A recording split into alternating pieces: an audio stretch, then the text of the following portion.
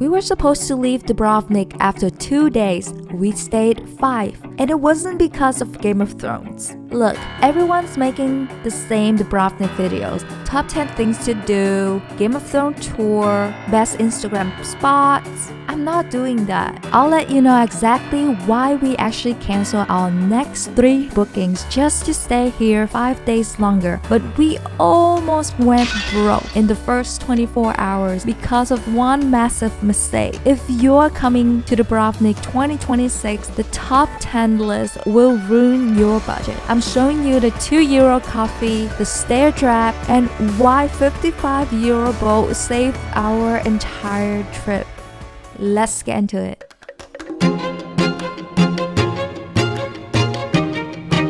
Now, let's talk about where to stay in Dubrovnik. We actually tested 2 different spots inside the walls so you don't have to guess.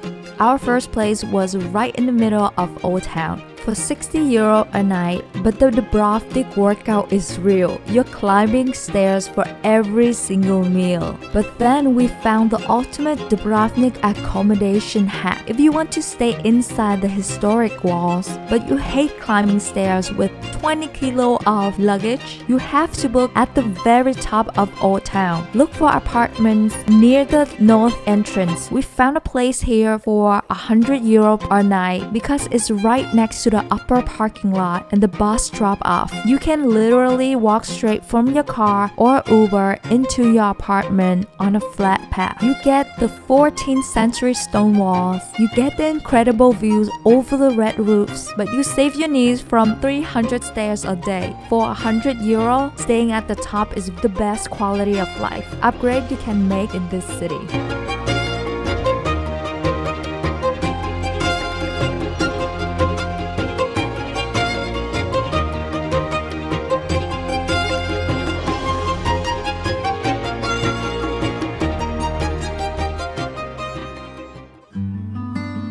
At 10 a.m., this street is a mosh pit of cruise ship tours, but at 6 a.m. is all yours.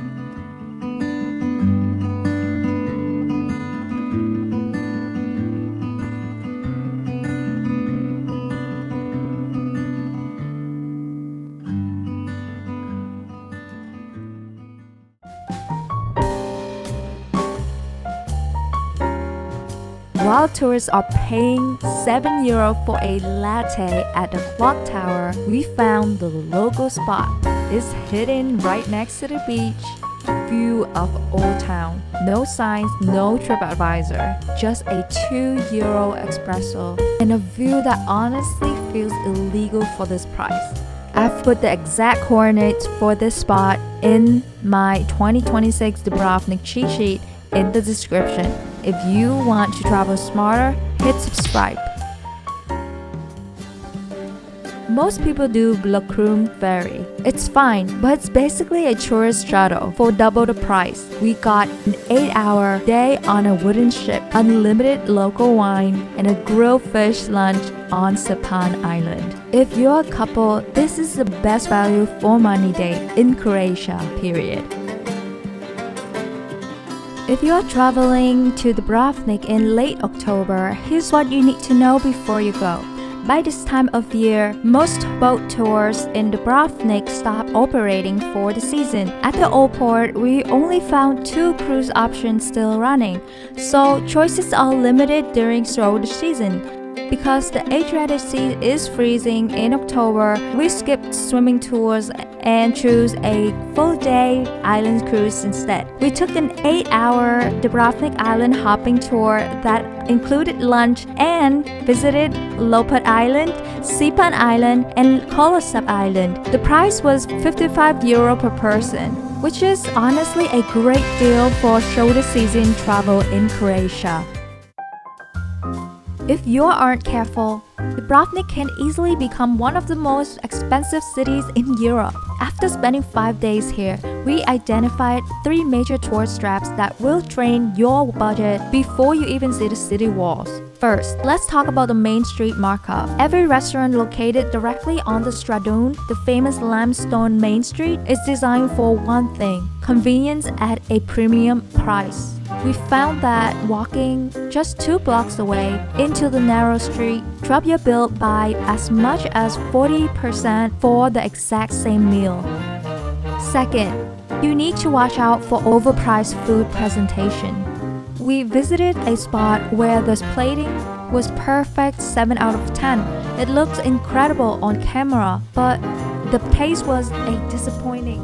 Finally, be wary of the Game of Thrones tour upcharge. While the filming locations are iconic, many shops sell official merchandise at a 300% markup. I even found a simple white dress in a boutique for 2,800 euro. My best advice: take the photos, enjoy the history, but do your shopping and eating where the residents go.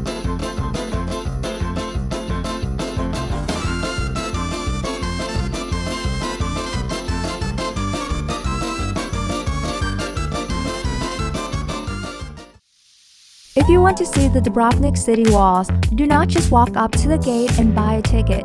That is the biggest mistake travelers make. A single entry to the walls is 35 euro, but if you go to the official Dubrovnik Pass website, you can get a one-day pass for 40 euro. For just 5 euro more, you get the walls plus entry to 12 different museums and galleries, including the Cultural Historical Museum. It is the best value in the city, and you can buy it right on your phone to skip the ticket lines. Now, let's talk about the view from above.